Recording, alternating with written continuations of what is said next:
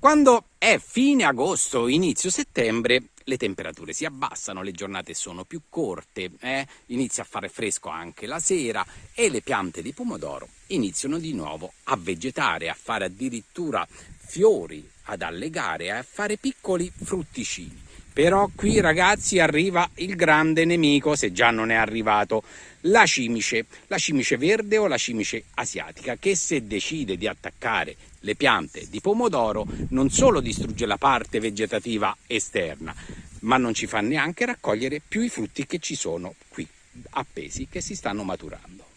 Prima di darvi il consiglio su cosa c'è da fare, vediamo che cosa accade su un frutto che viene colpito dalla cimice. Guardate qua quante ce ne sono attaccate a questo pomodoro qua. Allora, quando la cimice inizia a pungere, stacchiamone un pomodoro, quello che succede è praticamente questo. Mi sono messo un attimo alla luce. Con le sue punture trofiche inizia a pungere il pomodoro, a succhiare la linfa, inietta poi una sostanza che fa diventare la polpa interna dura, fibrosa.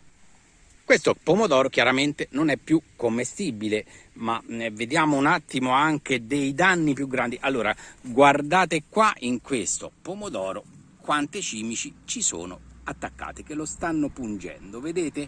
State vedendo proprio in questo momento l'azione trofica delle cimici sulle piante del pomodoro, sul frutto del pomodoro.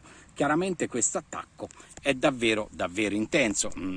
E allora cosa posso consigliarvi per tenere lontane le cimici dalle piante, o almeno ci proviamo e stiamo davvero ottenendo degli ottimi risultati con questi tre prodotti che state vedendo qua, ossia con la zeolite, che è la nostra base. La zeolite, ragazzi, è davvero ottima sulle piante perché innanzitutto con questo caldo le aiuta a sopportare tutti questi stress e poi protegge anche un po', oltre che dalle patologie fungine, dall'attacco degli insetti, perché insomma un bruco che va a mangiare la foglia, se si trova del terriccio, chiamiamolo così, tra i denti, sarà un po' più fastidioso rispetto che a trovare una foglia bella pulita, quindi cercherà magari un altro luogo.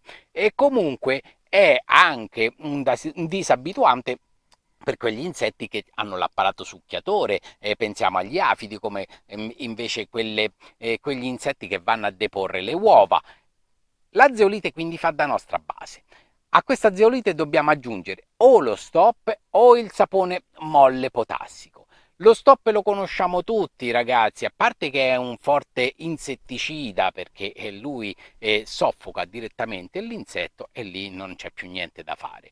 Contenendo quindi l'olio di soia grezzo con anche all'interno l'aglio, è un forte repellente che, unita alla zeolite, rimane lì sulla pianta e quindi è chiaro che la cimice preferirà andare da un'altra parte piuttosto che rimanere lì.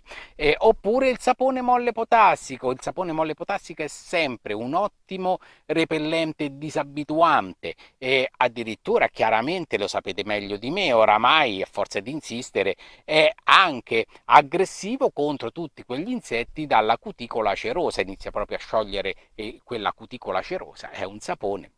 Ecco che zeolite con stop o zeolite con sapone molle potassico ci danno davvero una marcia in più. Vi dico che non uccidete le cimici, qualcuna più piccolina potrà anche morire se viene investita dal getto, perché c'è lo stop che, se riesce a ricoprire con il suo olio l'insetto, lo soffoca. La stessa cosa vale chiaramente per il sapone molle potassico, ma l'effetto è soprattutto disabituante, di tenere lontani con questi splendidi principi attivi biologici gli insetti che si avvicinano, queste maledette cimici.